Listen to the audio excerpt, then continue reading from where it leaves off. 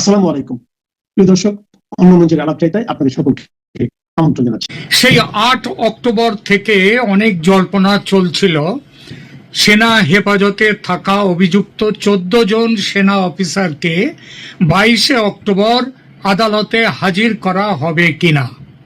আজ 22 অক্টোবর সব জল্পনার অবসান ঘটিয়ে সেনাপ্রধান বাধ্য হলেন জেল পুলিশের প্রিজন ভ্যানে তুলে সবাইকে আদালতের সামনে হাজির করতে। 22 অক্টোবর পর্যন্ত যে ঘটনাবলী ঘটেছে তা দেখায় যে ওয়াকার এই বিশেষ লড়াইয়ে কার্যত পরাজিত হয়েছেন।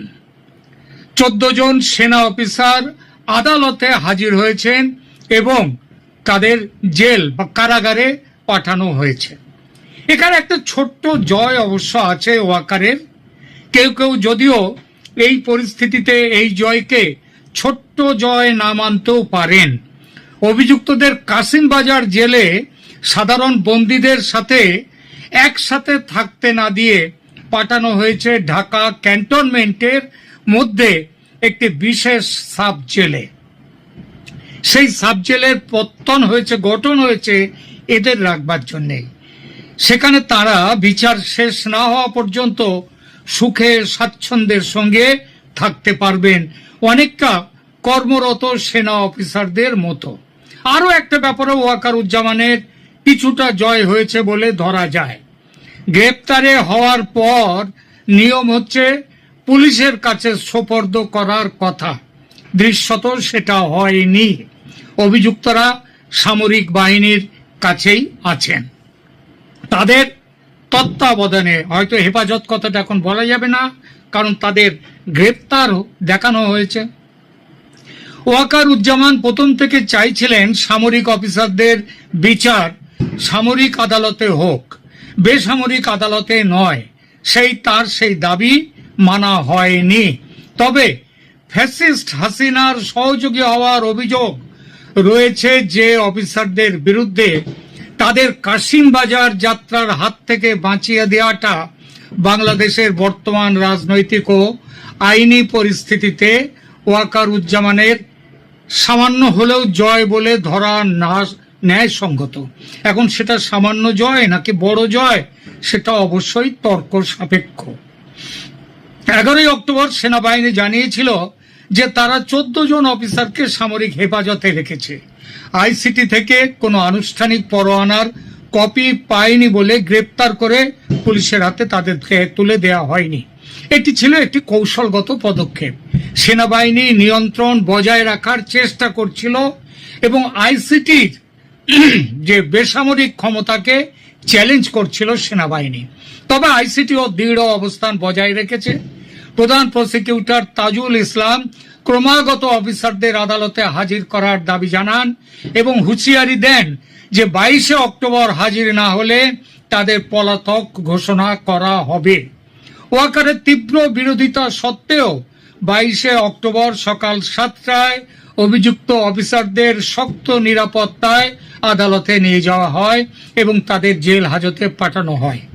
আগেই বলেছি, এই পরাজয়ের একমাত্র সান্ত্বনা হলো যে অফিসারদের ঢাকা ক্যান্টনমেন্টের মধ্যে একটি সাব জেলে রাখা হয়েছে, সাধারণ বন্দীদের সাথে কাসিমপুর কারাগারে নয়, এবং সামরিক কর্তৃপক্ষই তাদের দেখাশোনা করবে, পুলিশ নয়। এটা ছিল ওয়াকারের কূটনৈতিক সফলতা। কিভাবে? তিনি ও principal staff officer lieutenant general SM Kamrul Hasan প্রধান উপদেষ্টা মোহাম্মদ ইউনূসের সাথে এই বিষয়ে আলোচনা করে একটা সমঝোতায় আসতে পেরেছিলেন। তবু পরাজয়ের পাল্লা যে ওয়াকারুজ্জামানের দিকে ভারী, এটা অস্বীকারের কোনো জায়গা নেই। এই রাউন্ডে তিনি নকআউট হননি অবশ্যই, তবে পয়েন্টে হেরেছেন, কুস্তি কিংবা মুষ্টিযুদ্ধের ভাষায়। আইসিটিতে পরের রাউন্ডের লড়াই মাসখানেক পর, সম্ভবত নভেম্বরের 20 তারিখে। অবশ্য এর মধ্যে জেনারেল জামানের জন্য পরিস্থিতি সঙ্গীন হওয়ার সম্ভাবনা কিন্তু যথেষ্ট। আরো এক বা একাধিক ধাপে গ্রেপ্তারি পরোয়ানা জারি করতে পারে আইসিটি। তার মধ্যে ওয়াকারুজ্জামান এবং তার সঙ্গী বিমান ও নৌবাহিনীর প্রধানদের নামে গ্রেপ্তারি পরোয়ানা বেরোলে লড়াইয়ের মাঠে ওয়াকারুজ্জামানের জেতার জায়গাটা ছেড়ে দিন, লড়াইয়ের জায়গাটাই ভেস্তে যাবে। তখন পয়েন্টে হেরে যাওয়া নয়, নক আউট হবেন এবং একেবারে প্রথমেই। তেমন পরিস্থিতি ওয়াকারের সামনে এলে কিংবা আজ যেখানে দাঁড়িয়ে আছে, এখানে কি বিকল্প আছে ওয়াকারুজ্জামানের সামনে? আইসিটির বিরুদ্ধে এই পর্বের লড়াইয়ে পরাজয়ের পর ওয়াকারুজ্জামানের সামনে মূলত তিনটি বিকল্প রয়েছে। এক, মার্শাল ল ঘোষণা বা সামরিক অভ্যুত্থান। তাত্ত্বিকভাবে ওয়াকার রাষ্ট্রপতি মোহাম্মদ শাহাবুদ্দিনের উপর চাপ সৃষ্টি করে জরুরি অবস্থা ঘোষণা করতে পারেন এবং সামরিক নিয়ন্ত্রণ গ্রহণ করতে পারেন। এই সুবিধা তার আগেই ছিল, তিনি নেননি। বাংলাদেশের সংবিধানের 58 অনুচ্ছেদ রাষ্ট্রপতিকে জরুরি ক্ষমতা গ্রহণের অনুমতি দেয় যদি সাংবিধানিক যন্ত্র ভেঙে পড়ে। এই সাংবিধানিক যন্ত্র তো আজ ভাঙেনি, এটা গত বছর আগস্টেই ভেঙে পড়েছিল। যে সরকার দেশে আছে সেটা তো সংবিধান বহির্ভূত। এই সরকারকে ভাঙতে গেলে যারা সংবিধানের ধারা উপধারার তত্ত্ব তালাশ করবেন, আলোচনা পর্যালোচনা ইত্যাদি করবেন, তা দেখে একটা কথাই বলা যায়, এই সব আলোচনা হলো বেশ্যার সতীপনা। আরো একটা কথা, 2007 সালে সামরিক সমর্থিত তত্ত্বাবধায়ক সরকার অনুরূপ সাংবিধানিক অস্পষ্টতা ব্যবহার করে ক্ষমতা নিয়েছিল। সুতরাং এই সরকারেরও, এই সামরিক সরকারেরও, সামরিক যারা আছেন ক্ষমতায় সামরিক বাহিনীর, তাদেরও সেই রকমই করতে পারেন। ওয়াকার যদিও বারবার বলছেন যে তিনি সেনাবাহিনীকে পেশাদার এবং অরাজনৈতিক রাখতে চান। তিনি বিশ্বাস করেন যে সামরিক শাসন বাঙালিদের সাথে নাকি নয়, ঠিকই ঐতিহাসিক কারণে কাজ করে না। জিয়াউর রহমান, মোহাম্মদ হোসেন মোহাম্মদ এরশাদ এদের কাজ করেনি কিন্তু শেষ পর্যন্ত। এবং ওয়াকারুজ্জামান মনে করেন, তিনি বিশ্বাস করেন যে এটা বাঙালিদের সাথে ঐতিহাসিক কারণে এটা কাজ করে না। কিন্তু বিপদে পড়লে ভূতেও তো রাম নাম করে, এটা ভুলবেন না। ভূত যদি প্রাণে বাঁচতে রামের নাম নিতে পারে, তাহলে ওয়াকারুজ্জামান মার্শাল লয়ের কথা কেন ভাববেন না? ইউনূস সরকারের বিরুদ্ধে নরম ব্যবস্থা নিয়ে দ্রুত নির্বাচনের জন্য চাপ দিতে পারেন, এটা দ্বিতীয় বিকল্প। অন্তর্বর্তী সরকারের আইনি ভিত্তি কিচ্ছু নেই, এই সরকারের কোনো বিশ্বাসযোগ্যতাও নেই মানুষের কাছে। তার উপর জামাত এবং পাকিস্তানের আইএসআই এর হাতের পুতুল হয়ে এই সরকার দেশকে ও দেশের সেনাবাহিনীকে রসাতলে পাঠাচ্ছে। সরকারের বিরুদ্ধে বিএনপি এবং নির্বাসিত আওয়ামী লীগের যে বিপুল সংখ্যক সমর্থক আছে, তাদের নিয়ে সরকারের পতনের জন্য চাপ সৃষ্টি করতে পারে এবং সেটা সেনাবাহিনী তাতে মদত দিতে পারে, যেমনটা হয়েছিল 24-এর অভ্যুত্থানে। বিএনপি এবং আওয়ামী লীগ যে নিজেদের বাঁচাতে একজোট হতে পারে, সেটা যারা অসম্ভব বলবেন তাদেরকে মনে করিয়ে দিয়ে ইতিপূর্বে দেখা গেছে। বিএনপি ডিসেম্বরে 2025-এ নির্বাচনের জন্য চাপ দিয়েছেন এবং সরকারকে সতর্ক করেছে যে সেনাবাহিনীকে বিরক্ত করার মতো পদক্ষেপ না নেওয়ার জন্য। ওয়াকার ইতিমধ্যে এই পথে কিছু সফলতা দেখেছেন। তিনি ইউনূসের সাথে বৈঠক করেছেন এবং অফিসারদের ক্যান্টনমেন্টের সাব জেলে রাখার ব্যবস্থা করেছেন। তিনি দেখিয়েছেন যে তিনি আইনের প্রতি শ্রদ্ধাশীল থাকতে পারেন, কিন্তু সেনাবাহিনীর সম্মানও রক্ষা করতেও পারেন। আজকে চারদিকে যেভাবে ওয়াকারের পরাজয় নিয়ে একেবারে এক নাগাড়ে বলা চলছে, তাতে কিন্তু এই প্রশ্নগুলো, এই কথাগুলো কারো মাথায় আসে না। ওয়াকারের শেষ বিকল্প আরো একটি আছে, বর্তমান অবস্থা বজায় রাখা এবং ফেব্রুয়ারি 2026 নির্বাচনের জন্য অপেক্ষা করা। এই বিকল্পটি হলো বর্তমান পরিস্থিতি স্বীকার করা এবং ফেব্রুয়ারি 2026-এর অপেক্ষায় থাকা। নির্বাচন কমিশন ইতিমধ্যে নিরাপত্তার জন্য 90,000 থেকে 1 লাখ সেনা সদস্য মোতায়েনের পরিকল্পনা করেছে। এই খবর বাইরেও এসেছে।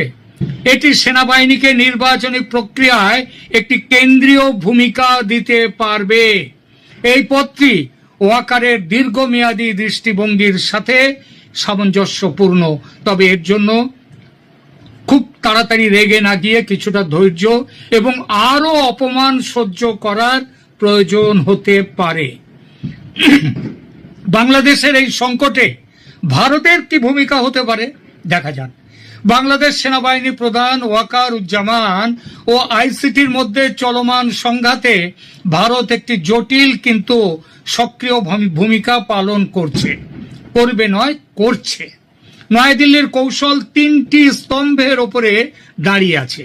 ওয়াকার উজ্জামানকে সামরিক ও কূটনৈতিক সহায়তা দেয়া, ইসলামপন্থী মিলিশিয়া ও পাকিস্তান চীনের ক্রমবর্ধমান প্রভাব প্রতিহত করা এবং নিজের সীমান্ত চিকেন স্নেক করিডোরের নিরাপত্তা নিশ্চিত করা। এটা ভারতে এইগুলোর উপরেই নির্ভর আছে। 14 থেকে 17 অক্টোবর আইসিটির পরোয়ানা জারির ঠিক পরে ভারতের মিলিটারি ইন্টেলিজেন্স থেকে 3 সদস্যের প্রতিনিধি দল ঢাকা গিয়েছিল, যার নেতৃত্বে ছিলেন মেজর জেনারেল কুন্দন কুমার সিং। এই সফরটি ইচ্ছাকৃতভাবে খুব লো প্রোফাইল রাখা হয়েছিল, কারণ বাংলাদেশ ভারত সম্পর্ক গত বছর থেকে তীব্রভাবে তার অবনতি হয়েছে। সফরের সময় ভারতীয় টিম বাংলাদেশ সেনাবাহিনীর বিভিন্ন ইউনিট, অপারেশনস এবং planning directorate, director general of forces intelligence DGFI এবং আর্মি এভিয়েশন গ্রুপের সাথে বৈঠক করেছিল। তবে সবচেয়ে গুরুত্বপূর্ণ ছিল ওয়াকার উজ্জামানের সাথে ক্লোজ ডোর বৈঠক এবং যৌথ হেলিকপ্টার ভ্রমণ। 16 অক্টোবর ভারতীয় দল চলে যাওয়ার দিন ওয়াকার এবং বলা হচ্ছে ভারতীয় দল লালমনিরহাট ও ঠাকুরগাঁও এয়ারবেসে দুটো পুরনো বিমান ঘাটে পরিদর্শনের জন্য যান। এই দুটো লোকেশন ভারতের শিলিগুড়ি করিডোরের খুব কাছে এবং পশ্চিমবঙ্গের কোচবিহার জেলার সীমান্তে। এই যৌথ পরিদর্শন এবং বৈমানিক বিমানে করে পর্যবেক্ষণ স্পষ্ট ইঙ্গিত দেয় যে ভারত ও ওয়াকার উজ্জামান নিরাপত্তা ও কৌশলগত বিষয়ে পরস্পরের সঙ্গে সমন্বয় করছেন।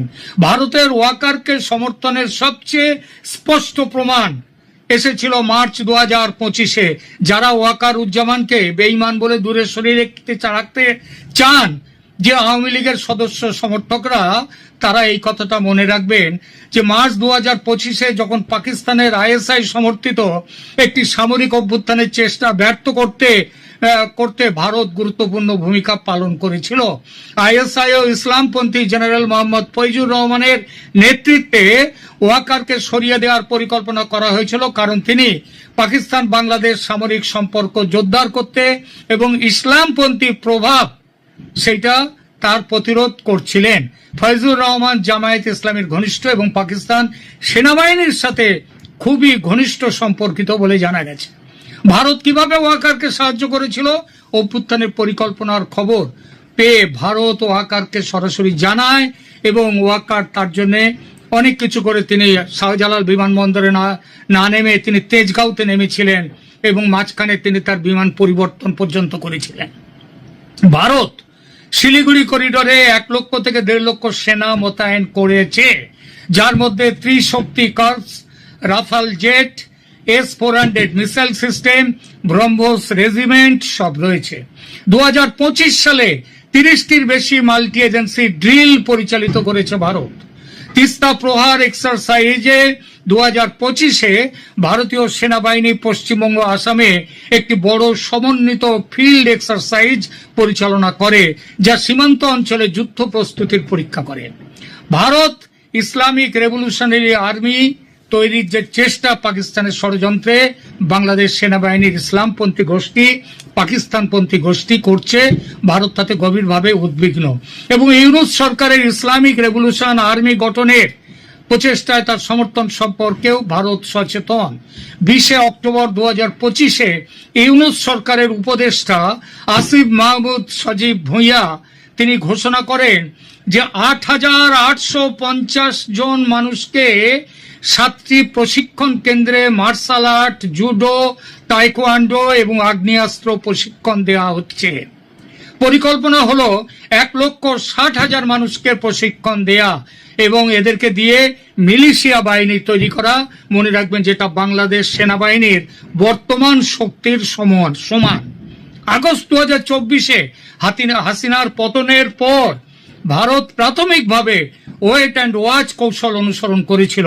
তবে ওয়াকারুজ্জামান ও আইসিটির মধ্যে অক্টোবর 2025-এর সংঘাত, পাকিস্তান চীনের ক্রমবর্ধমান প্রভাব এবং IRA গঠন ভারতকে আরো সক্রিয় ভূমিকা নিতে বাধ্য করেছে। এবং ভারতের ভূমিকা এখন হচ্ছে ওয়াকারুজ্জামানকে রক্ষা করা, কারণ তিনি একমাত্র ব্যক্তি যিনি বাংলাদেশ সেনাবাহিনীকে ইসলামপন্থী নিয়ন্ত্রণ থেকে রক্ষা করতে পারেন।